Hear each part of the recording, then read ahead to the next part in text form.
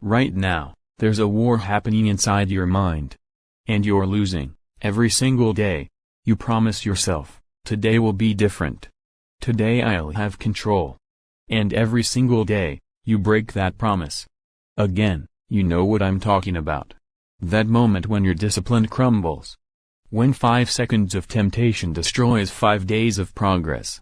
When you sit there afterwards, disgusted with yourself, wondering, why can't I just stop? Here's what nobody tells you, it's not about willpower. Willpower is a losing strategy. I'm going to show you why in the next few minutes, and more importantly, I'm going to give you the actual strategy that works.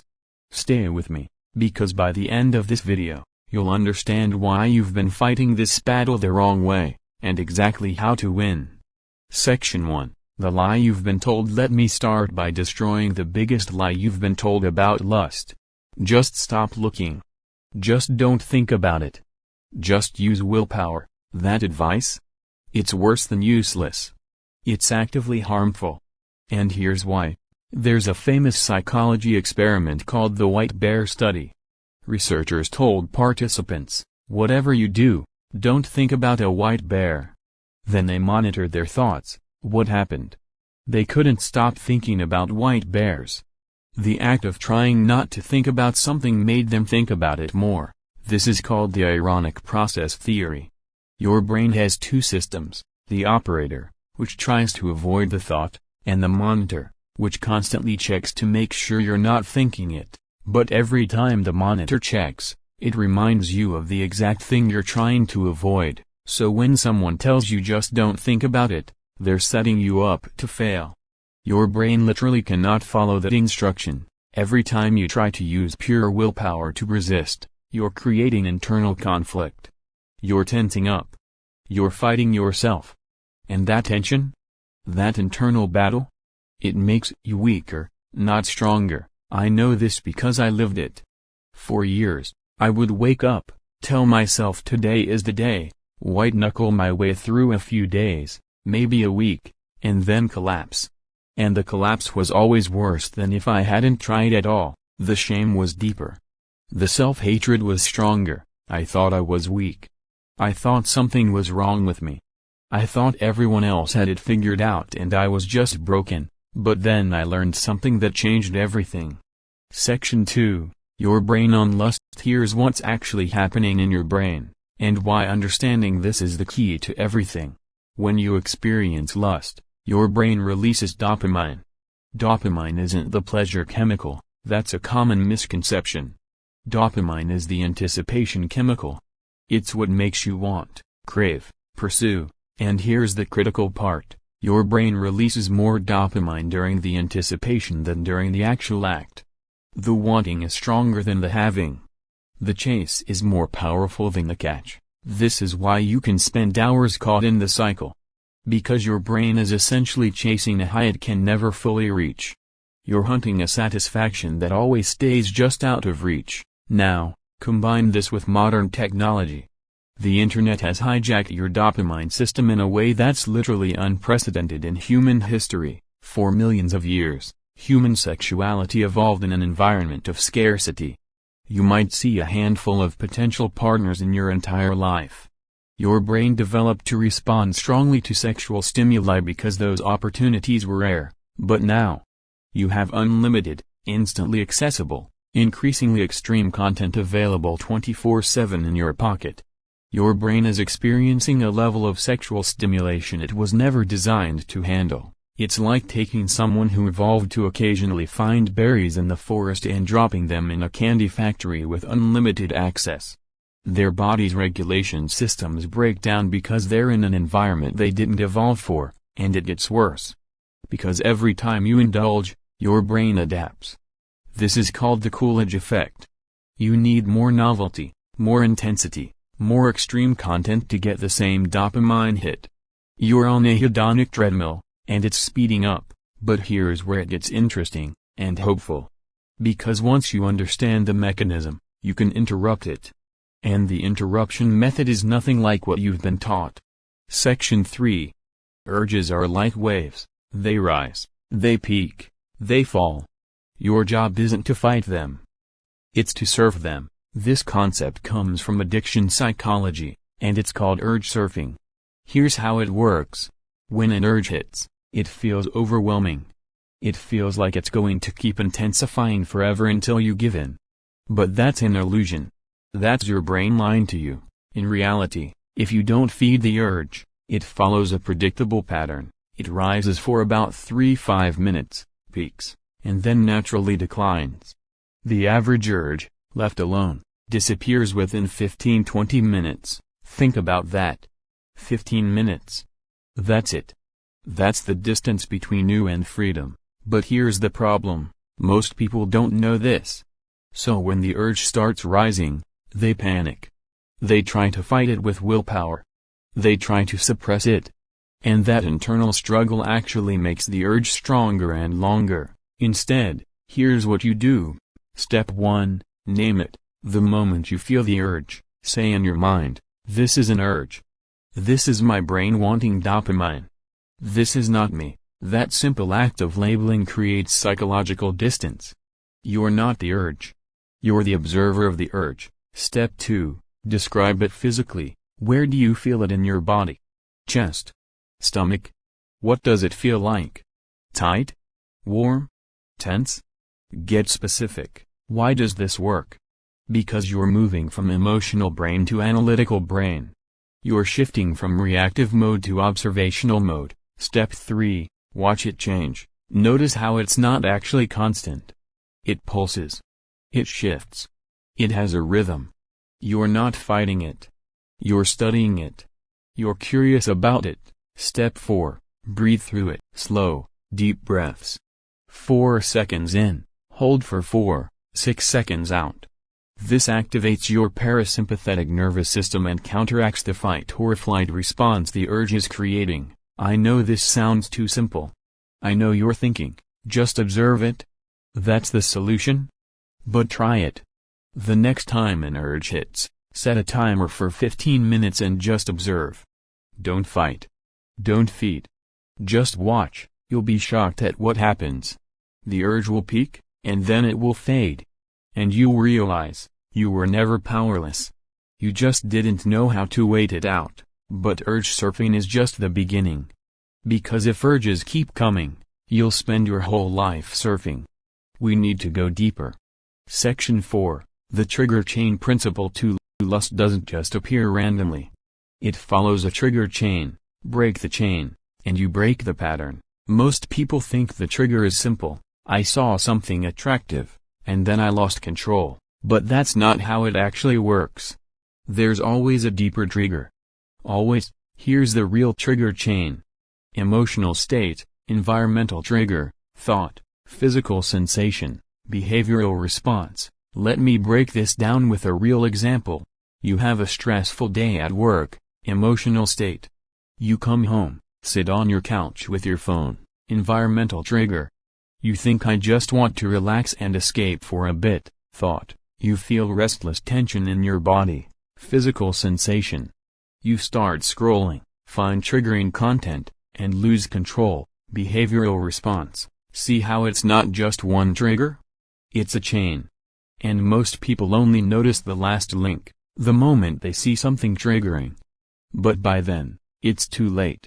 The chain is already activated. The solution? Interrupt the chain early, interrupt at the emotional level, track your emotional states. You'll notice patterns. For most people, lust spikes when they're stressed, bored, lonely, tired, angry, or anxious. SPLTA. Remember this acronym. When you notice these emotions, that's your early warning system. That's your moment to intervene before the urge even shows up. Interrupt at the environmental level. Your environment is either supporting your goals or sabotaging them. If you always relapse in your bedroom at night, your bedroom is a trigger. If you always relapse when you're alone with your phone, being alone with your phone is a trigger. Change the environment. Phone out of the bedroom. Never be in private spaces with devices during high-risk times. Create friction. Website blockers, accountability software, physical distance from devices. Interrupt at the thought level. The thought I just want to peek or I'll just look for a second is a lie. You know it's a lie. But in the moment, you believe it. Counter thought, that's the addiction talking. I've heard this lie before. I know where it leads. Interrupt at the physical level. Do something that's physically incompatible with the behavior. You can't act on lust while doing push-ups. You can't spiral while taking a cold shower. You can't relapse while running. Physical movement disrupts the pattern. It redirects the energy, but here's what you really need to understand about triggers. Section 5, the real trigger. The real trigger isn't what you see. It's what you feel. People think they struggle with lust because they saw something attractive. But that's not why you struggle. You struggle because you're using lust to cope with something else. Let me ask you some uncomfortable questions. Do you turn to lust when you feel inadequate, when you feel lonely, when you feel anxious about the future, when you feel disconnected from people, when you feel like you are not good enough, when you're avoiding something important? If you answered yes to any of these, then your lust isn't about sex. It's about escape. It's about numbing. It's about temporarily feeling powerful, desired, in control, even if it's just a fantasy. This is the hardest truth in this entire video. You're not addicted to lust. You're addicted to the escape from pain, and this is why willpower doesn't work. Because you're not just fighting an urge.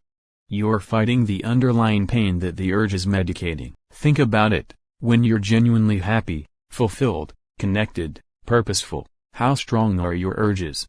Probably pretty weak, right? But when you're stressed, lonely, directionless, insecure, the urges are overwhelming. That's not a coincidence. That's your brain telling you, I'm in pain, and I need relief. The problem is, lust provides fake relief. It feels like relief for about 5 seconds, and then it adds shame, guilt, and self-hatred to the original pain. You're not solving the problem. You're compounding it. So here's the real work. You need to address the underlying pain. What are you actually running from? What are you avoiding? What do you feel inadequate about? What are you afraid of? These questions are uncomfortable. They're supposed to be. Because growth is uncomfortable. Healing is uncomfortable. But you know what's more uncomfortable?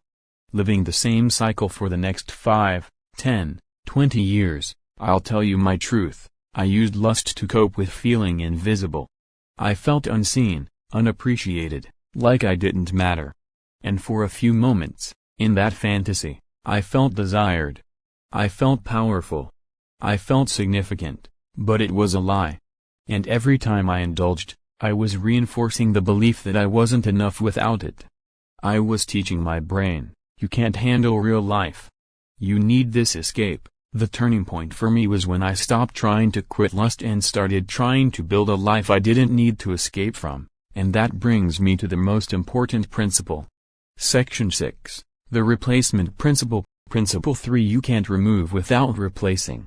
Nature abhors a vacuum. Here's what doesn't work. I'm going to stop doing X. Here's what works. I'm going to start doing Y, and Y is going to fill the space where X used to be. You need to replace lust with something else. Not with another vice. With something real. Something meaningful. Something that provides genuine fulfillment. This is the difference between abstinence and transformation. Abstinence is just white-knuckling. Transformation is building a new identity. What lust provides, falsely.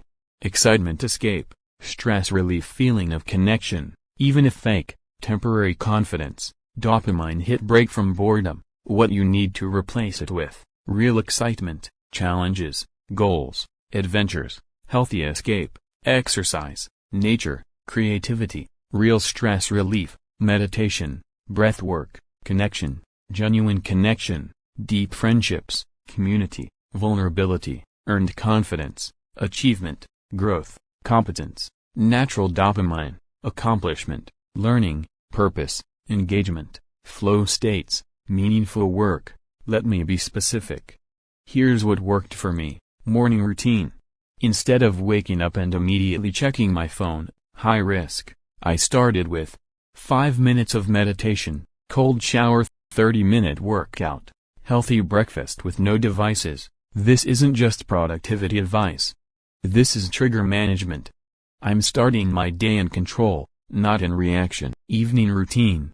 Instead of being alone with devices late at night, my highest risk time, I implemented phone charges outside bedroom after 9 p.m., reading physical books, journal before bed, gratitude practice, daily practices.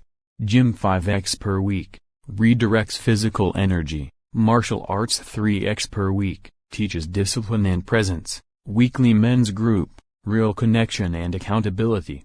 Daily cold showers, trains delayed gratification. Creative project, gives purpose and flow. Now, you might be thinking, that's a lot.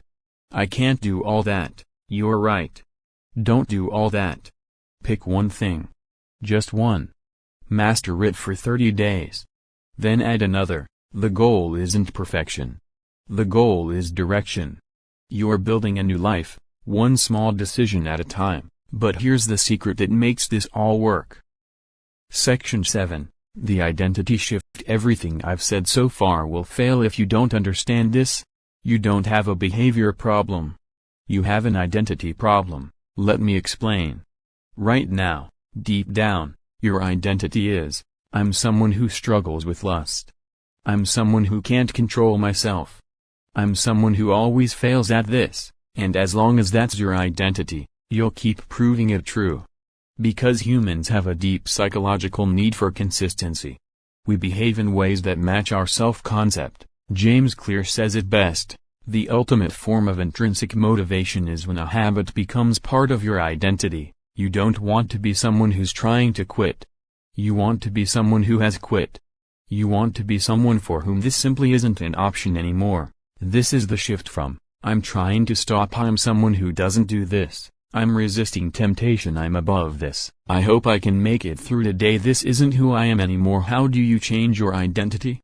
Through evidence. Every time you surf an urge successfully, you're collecting evidence. I'm someone who has self-control. Every time you choose a workout over an escape, you're collecting evidence. I'm someone who handles stress in healthy ways. Every time you connect with real people instead of fantasies, you're collecting evidence. I'm someone who does real relationships. Your brain believes what you repeatedly show it. So show it who you actually are. But there's something more powerful than evidence. There's vision. Who do you want to be 1 year from now? Not what do you want to accomplish. Who do you want to be? I want you to actually answer this. Pause the video if you need to. Write it down. Do you want to be someone with genuine confidence, someone with deep, real relationships, someone who creates instead of consumes, someone who's present instead of escaping, someone who's proud of themselves instead of ashamed? That person. That's your future self. And every decision you make is either moving you toward that person or away from them. When an urge hits, ask yourself, what would the person I want to become do right now? That's not motivation. That's identity-based decision-making. And it's more powerful than any technique. But even with a strong identity, you'll face moments of crisis. So let me give you the emergency protocol. Section 8. The emergency protocol. There will be moments when everything I've taught you seems to evaporate. When the urge is so strong you can barely think. When you're seconds away from relapse, here's your emergency protocol. Memorize this. The 5-minute rule. When you're in crisis, you only need to survive for 5 minutes. Not the whole day. Not the whole hour. Just 5 minutes. Set a timer. 5 minutes. During those 5 minutes, 1. Change your physical state immediately. Stand up if you're sitting. Leave the room you're in. Go outside if possible. Splash cold water on your face. Do 20 burpees or push-ups until you're breathing hard. Physical state change, mental state change. It's not willpower. It's physiology. 2. Call someone. Have 3 people on speed dial who know your struggle. Real people. Not judgmental people. People who will answer. Text them, I need 5 minutes. Call me. If they don't answer, leave them a voicemail explaining what you're going through. Yes, actually speak it out loud. The act of verbalizing breaks the trance. 3. Use the halt check. Am I hungry? Angry? Lonely? Tired? If yes to any of these, address that first. Sometimes what you think is a lust urge is actually your body saying I need food or I need sleep or I need connection. Eat a meal. Take a nap. Call a friend. Address the real need. 4. Play the tape forward. Close your eyes. Visualize the next 30 minutes if you give in. The act itself, which is never as good as the anticipation, the immediate shame and disgust, the disappointment in yourself, the reset of your progress, the reinforcement of the cycle, tomorrow morning's regret, really see it. Really feel it. That's your future if you give in. Now visualize the next 30 minutes if you don't give in. The pride of winning this battle, the reinforcement of your identity, the evidence you're collecting, the strength you're building, tomorrow morning's satisfaction. Which future do you want? 5. The 5-minute promise. Make a deal with yourself. I just need to make it 5 more minutes. After that, I'll reassess. When the 5 minutes is up, make the same deal again. Just 5 more minutes. You're not committing to forever. You're committing to 5 minutes. Anyone can do 5 minutes. Before you know it, 30 minutes have passed. The wave has crested. You're through it. But what about the long game? What about lasting change? Section 9. The 90-day reboot. Your brain is plastic. That means it can change.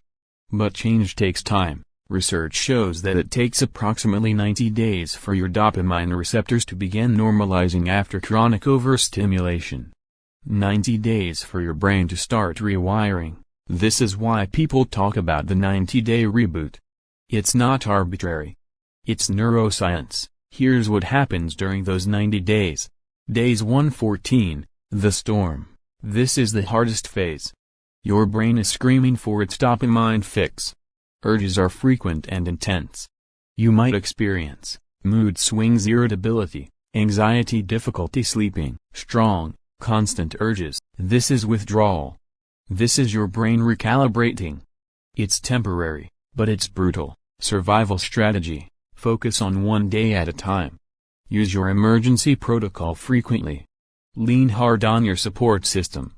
Days 15-30, the flat line. Urges might decrease, but you might feel nothing. No energy. No motivation. No sex drive at all. This is called the flat line. It's not permanent.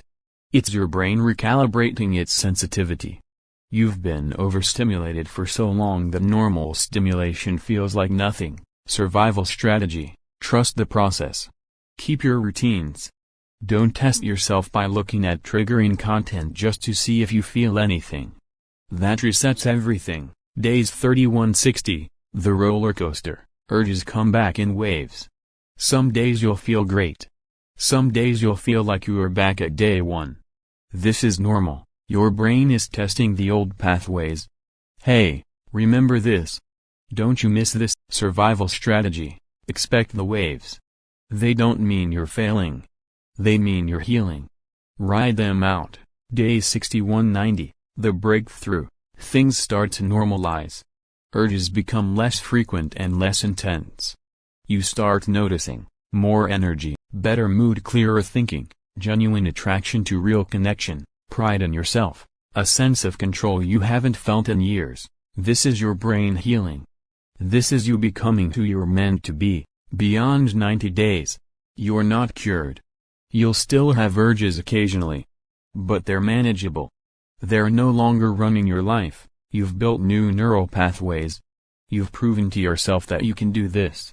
You've changed your identity. But here's the critical thing about the 90-day reboot. It only works if you understand what true recovery looks like. Section 10. Recovery versus sobriety. There's a massive difference between sobriety and recovery. Sobriety is, I'm not doing the thing. Recovery is, I'm becoming someone who doesn't need the thing. You can be sober and miserable.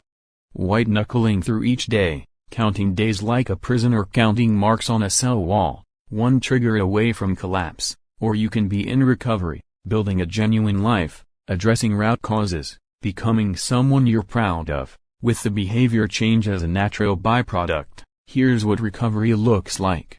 Recovery is addressing the pain, not just the symptom. What are you actually running from? Face it. Process it. Heal it. Recovery is building genuine connection.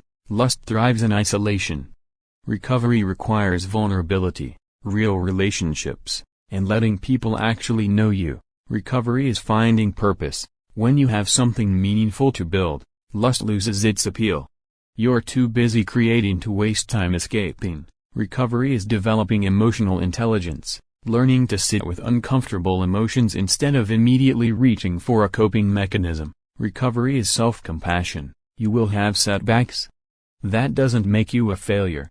It makes you human. The difference is, do you spiral into shame, or do you learn and continue? Recovery is continuous growth. This isn't a destination. It's a direction. You're not trying to reach perfection. You're trying to become better than you were yesterday. I want to be real with you about something. I don't have this 100% figured out. I still have hard days. I still face temptation. The difference is, I have tools now. I have understanding. I have an identity that's stronger than my urges, and that's what I want for you. Not perfection. Progress. Not shame-free. But shame-resilient. Not never struggling. But knowing how to struggle well, because here's the truth that nobody wants to admit. Section 11. The relapse reality. Most people will relapse. Maybe once. Maybe multiple times. And what happens after that relapse determines everything. There are two paths after a relapse. Path 1, the shame spiral. I failed. I'm worthless. I can't do this. I'll never change. Might as well give up completely. Might as well binge since I already broke my streak. This is the path most people take. And it leads right back to the cycle, often worse than before. Path 2, the learning loop. I relapsed. That's data. What triggered it? What was I feeling before? What can I learn from this? What will I do differently next time? My worth isn't determined by my streak. I'm still on the path. See the difference? One treats relapse as a moral failure. The other treats it as information. Here's what you need to understand. A relapse doesn't delete your progress. If you went 30 days clean, and then relapsed, you didn't lose those 30 days. You learned 30 days of skills. You collected 30 days of evidence that you can do this. The neurons you built didn't disappear. The identity you were forming didn't vanish. You took a step backward, but you're not back at the beginning. What matters is, do you spiral, or do you bounce back? The relapse recovery protocol. 1. Forgive yourself immediately. Not it's okay that I did it. But I'm a human who made a mistake. I'm not defined by this moment. 2. Analyze without shame. What were the triggers? What was the chain? What was I feeling? Where can I interrupt next time? 3. Tell someone. Don't hide it. Shame grows in darkness. Tell your accountability partner. Tell your support group. 4. Implement a change. Based on what you learned, change one thing. Maybe it's a new boundary. Maybe it's a new routine. Take action. 5. Start again immediately. Not tomorrow. Not Monday. Now. The next right choice is always available. Remember, recovery isn't about never falling. It's about getting up one more time than you fall. And here's something I need you to hear. Section 12, the deeper truth. I want to tell you something that might sound strange. Your struggle with lust might be one of the best things that ever happened to you. Not because lust is good, but because this struggle is forcing you to develop qualities that most people never develop. Self-awareness, emotional regulation, delayed gratification, humility, resilience, self-compassion, authentic connection. People who've never struggled with anything dangerous don't develop these depths. They coast through life on the surface. But you're being forced to go deep. You're being forced to understand yourself at levels most people never reach. Every time you choose not to give in, you're building a strength that will serve you for the rest of your life. Not just with lust. With everything. You're learning to sit with discomfort without escaping. You're learning to feel emotions without medicating them. You're learning that you're stronger than you think. You're learning that you can change. These lessons will transform every area of your life. The discipline you build here will help you in your career. The emotional intelligence you develop here will help you in relationships. The self-awareness you gain here will help you make better decisions. The resilience you forge here will help you face any challenge. So yes, this is hard. Yes, this is painful. Yes, you wish you didn't have to deal with this, but you do. So the question is, will you let it break you, or will you let it make you? I believe it will make you. Because you're still here. You're still trying. You watched this entire video. That means something. That means you haven't given up.